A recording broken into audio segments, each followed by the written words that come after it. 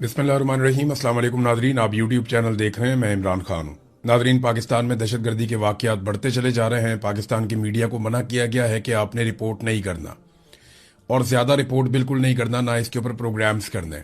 मैंने थोड़े दिन पहले आपको बताया था कि पाकिस्तान की इंटेलिजेंस एजेंसी ISI की जानिब से सहाफ़ियों को बुलाकर जो अहम अहकामात दिए गए, उनमें यह भी कहा गया कि आपने दहशतगर्दी के वाक़यात को पाकिस्तान में रिपोर्ट नहीं करना।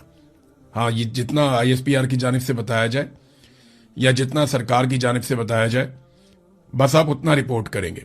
अभी पाकिस्तान के फील्ड मार्शल ईरान गए हुए थे। बलूचिस्तान में दहशतगर्दी का बड़ा खौफनाक वाक़या हुआ। उनकी जो प्राइमरी रिस्पॉन्सिबिलिटी है वो पाकिस्तानियों की हिफाजत है। दहशतगर्दी से, दुश्मनों से पाकिस्तानियों को बचाना, ये उनकी पहली जिम्मेदारी है, जिसके लिए उनको तनख्वाह दी जाती है, उनको इस ओहदे पर बिठाया गया। लेकिन वो पाक चीन दोस्ती के चक्कर में वो चाइना चले गए। अब यानी फील्ड मार्शल पहले ईरान में गए, अब चाइना चले गए। कभी वो गल्फ में चले जाते हैं, कभी अमेरिका में चले जाते हैं, कभी वो यूरोप में चले जाते हैं। लेकिन जहां उनकी ज़रूरत है वहां वो अभी नहीं गए। अभी वो चाइना चले गए, इसके बाद भी उनके कुछ विजिट्स हैं, वो कहीं और चले जाएंगे। तो उनकी जो ड्यूटी है वो पाकिस्तानियों की हिफाजत है। यहाँ खौफनाक दहशतगर्दी हो रही है और वो फॉरेन टूर्स कर रहे हैं। इसमें देखिए, शहबाज शरीफ का तो बनता है जाना, और वो कैबिनेट के बहुत सारे लोगों को भी लेकर गए। सरकारी खर्चे में लोगों की फैमिलियां भी वहां हमने घूमती हुई देखी, वो भी अपना प्रोटोकॉल एंजॉय कर रहे हैं। मुझे अच्छी तरह याद है कि 26 नवंबर को पाकिस्तान तहरीक इंसाफ के एहतजाज के दौरान एक थर्ड पार्टी ने, या किसी नामालूम आदमी ने, वैसे किसी और पार्टी से उस बंदे का ताल्लुक था, उसने अपनी गाड़ी से 4 रेंजर्स वालों को कुचल दिया था और वो जाँ बहक हो गए थे। वहां पे नमाज जनाजा में ये लोग सारे इकट्ठे होकर, वजीर आजम, आर्मी चीफ सारे गए थे, और वहां फील्ड मार्शल की आंखों से अंगारे फूट रहे थे। पाकिस्तान तहरीक इंसाफ के खिलाफ फौलादी अज़म उस वक्त दिखाया गया था। मगर अब जबकि दहशतगर्दों ने बदतरीन दहशतगर्दी की है और दर्जनों शहरियों को और एहलकारों को शहीद किया, तो यहां शोहदा के जनाजों में नहीं गए, बल्कि चाइना चले गए आर्मी चीफ। खैबर पख्तूनख्वा में दहशतगर्दी होती है, आर्मी चीफ वहां जनाजों में नहीं जाते, बल्कि वो चले जाते हैं बैरून मुल्क दौरों पर।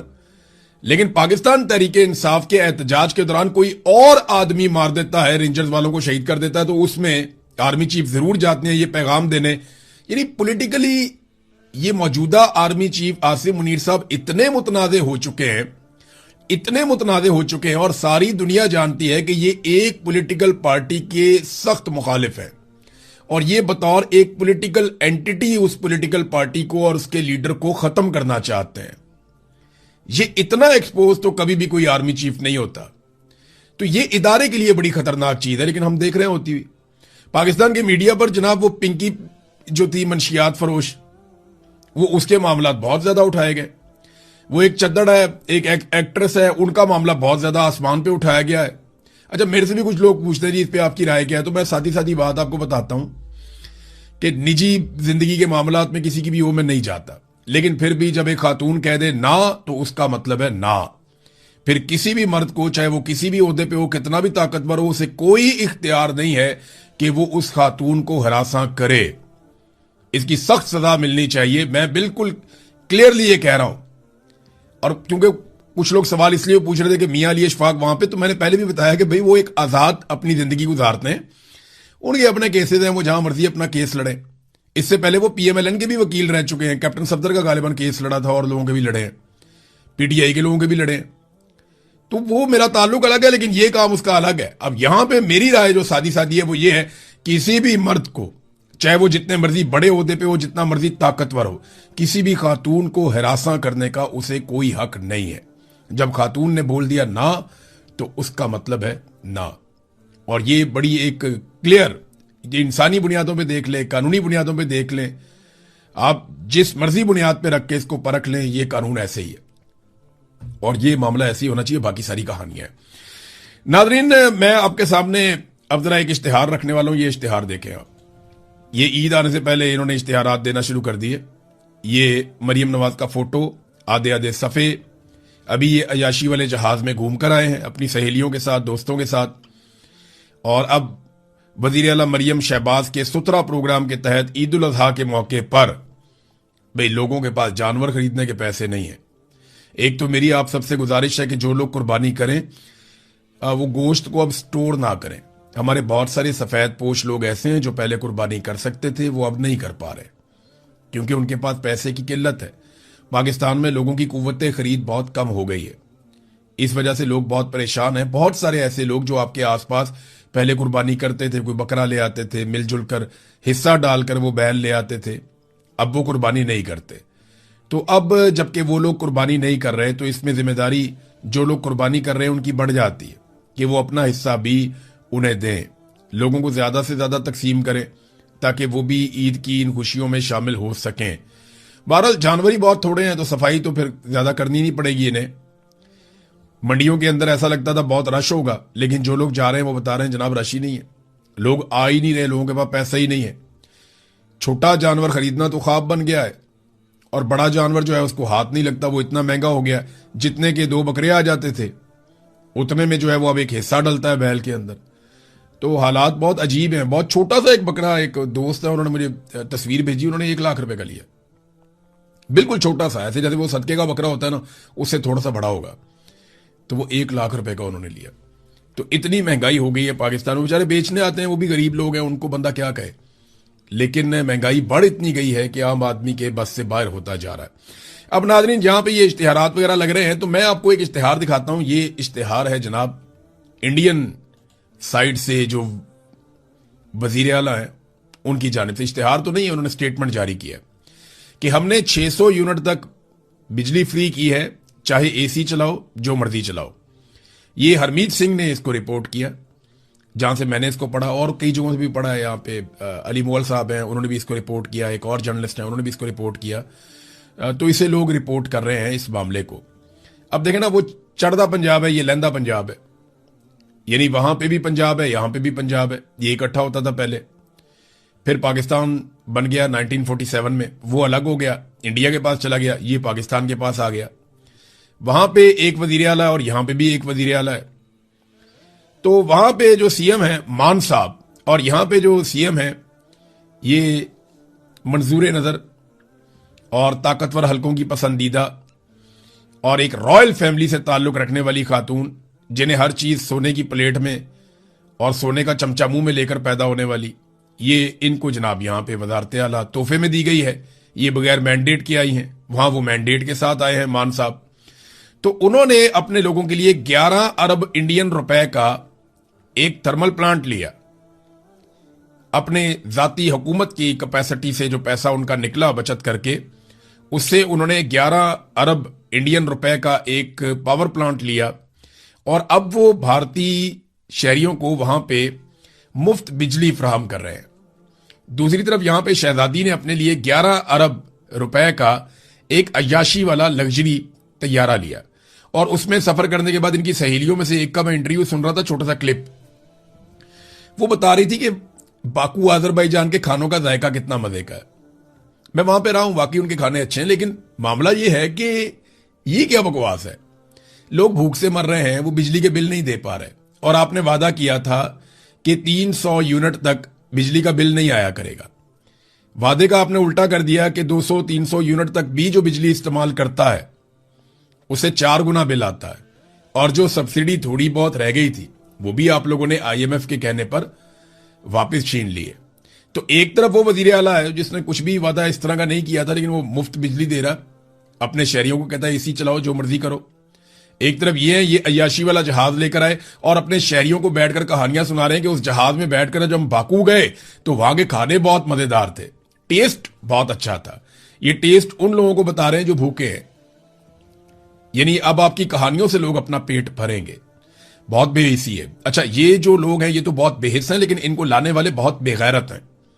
میں یہ لفظ سوچ سمجھ کے استعمال کر رہا ہوں کہ اگر غیرت ہوتی اور غیرت کا فقدان نہ ہوتا تو قوم کے ساتھ اس قسم کا بھونڈا اور گھٹیا مذاق نہ کیا جاتا کہ قوم نے جن کو مسترد کیا ان کو لا کر قوم کے اوپر مسلط کر دیا، اب وہ قوم کی غربت کا، قوم کی پریشانیوں کا مذاق اڑاتے ہیں، یہ کہہ کر کہ وہاں جہاں ہم گئے تھے نا، آپ کے پیسوں سے خریدے ہوئے لگژری جہاز میں بیٹھ کر وہاں کھانے بہت مزے کے تھے اور ہم نے بہت انجوائے کیا۔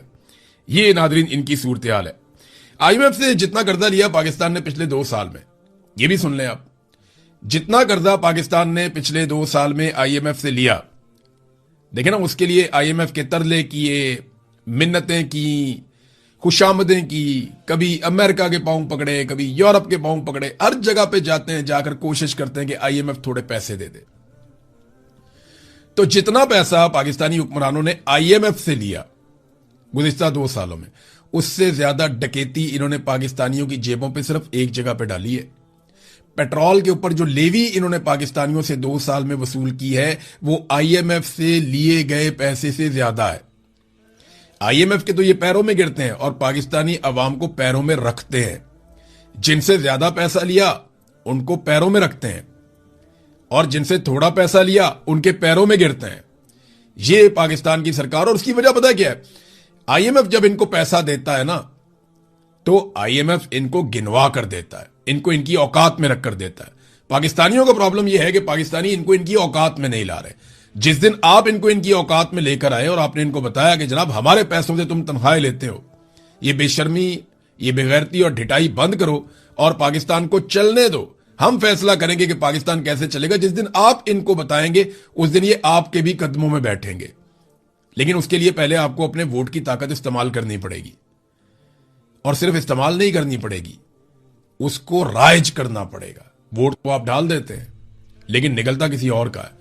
अब पाकिस्तानियों को इसका हल भी निकालना पड़ेगा। नाज़रीन, मैं आपको एक यहां प्रोजेक्ट था नीलम झेलम, इसके अंदर आपको याद होगा, आपका जब भी कोई आप बिल निकाले ना अपने घर में कोई भी आप बिजली का, तो उसमें नीलम झेलम सरचार्ज उसके ऊपर लिखा हुआ होगा। ये आप निकालें और निकाल के पढ़े, हर साल हर महीने आप ये पैसा दे रहे हैं, नीलम झेलम सरचार्ज।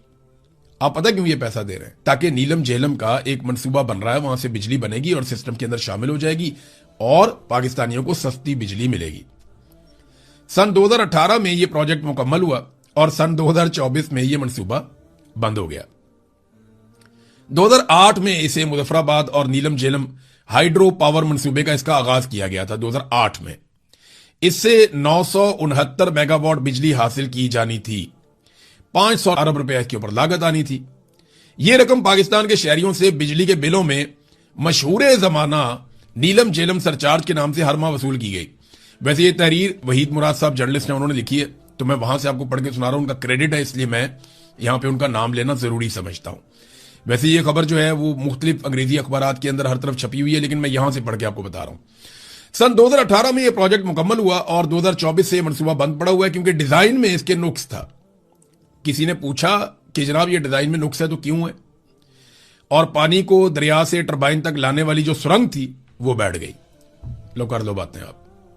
इतना पैसा पाकिस्तानियों का खर्च दिया, कई सालों से पाकिस्तानी जो है नीलम झेलम सरचार्ज भर रहे हैं, दहाइयां हो गई 2, और आप पैसा देते चले जा रहे हैं और निकला क्या? सुरंगी बैठ गई। अब जिसने इसका डिजाइन बनाया कोई इसको बुलाकर पूछेगा?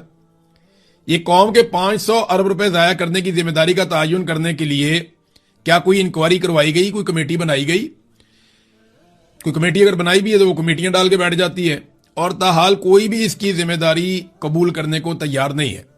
इस मंसूबे को नेस्पाक वाले कॉपी पेस्ट इंजीनियर ने डिजाइन किया था। अब नेस्पाक पाकिस्तान का एक इदारा है, उन्होंने ये डिजाइन करके दे दिया मंसूबा, वो सुरंग बैठ गई। वो इसके ऊपर पूरी दुनिया के अंदर जो है जेलें हो जाती हैं, मुसीबतें बन जाती हैं कि भाई कौमी पैसा कैसे जाया हो गया। अब इसका हल क्या है? बस हल एक ही है कि ये मंसूबा नहीं चलेगा और बिजली के बिल में आप पैसे देते चले जाएंगे। अब आ जाए नाज़रीन कुछ आलमी खबरों की तरफ।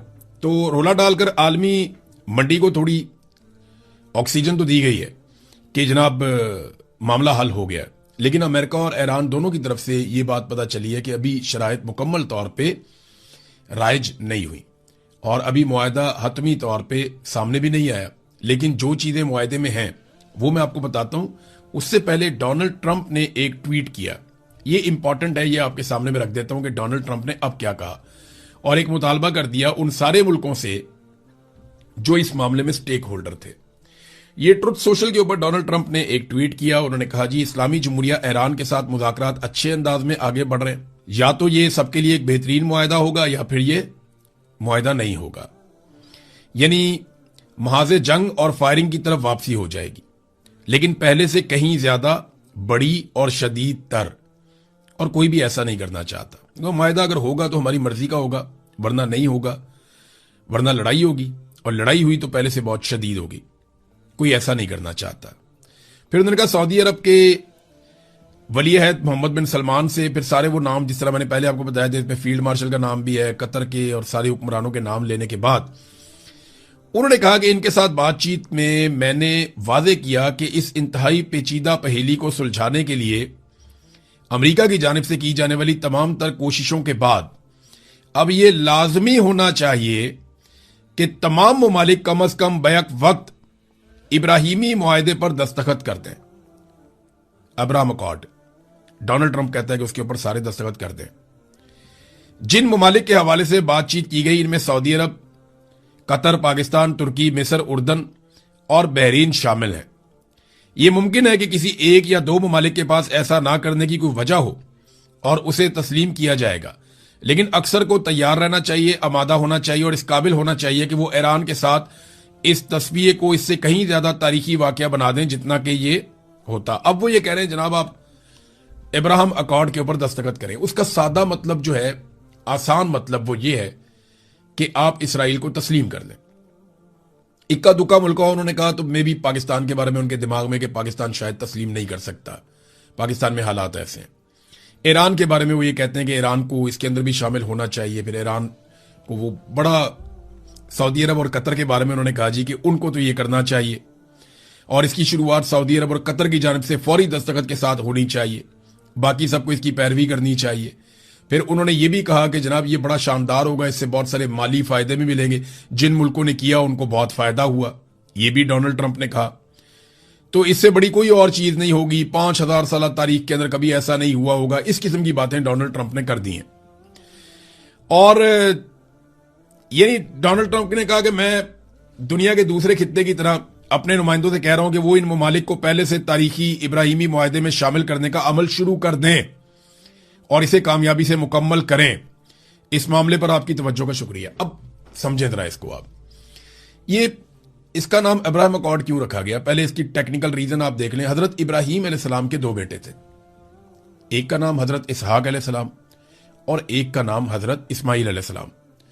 نبی اکرم صلی اللہ علیہ وآلہ وسلم جو مسلمانوں کے آخری نبی ہیں، آپ صلی اللہ علیہ وآلہ وسلم حضرت اسماعیل علیہ السلام کی اولاد میں سے تھے، جبکہ باقی بہت سارے انبیاء اور انبیاء کی پوری ایک لڑی حضرت اسحاق علیہ السلام کی اولاد میں سے تھے۔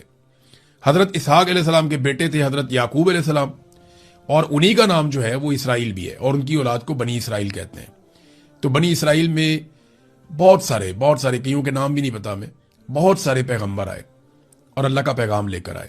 ایک دور میں مسلمان بھی یہودیوں کو یہ بات بتاتے تھے کہ حضرت ابراہیم علیہ السلام کی ہی اولاد ہیں حضرت اسماعیل علیہ السلام اور حضرت اسحاق علیہ السلام۔ تو یہ جو نسل پرستی کے چکر میں ایک اختلاف تھا، اس کو دور کرنے کی کوشش کی جاتی تھی۔ آج اس لفظ کو استعمال کیا جا رہا ہے اسرائیل کو تسلیم کرنے کے تناظر میں، لیکن معاملہ انسانی حقوق کا ہے، معاملہ عقائد کا نہیں ہے۔